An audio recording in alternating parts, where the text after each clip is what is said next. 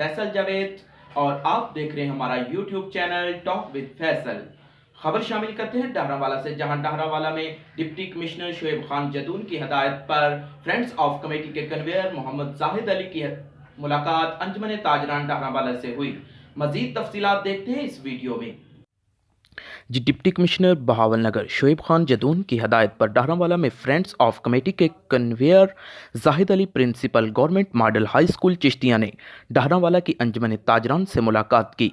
Meeting में हाजी शराफत अली सदर मरकज़ी अंजुमन ताजरान, इफ्तिखार अहमद नायब सदर अंजुमन ताजरान, मोहम्मद शफीक जनरल सेक्रेटरी अंजुमन ताजरान, मेंबर मुख्तार ताहिर साहब और सुल्तान महमूद मेंबर काउंसलर ने अपनी शिरकत को यकीनी बनाया।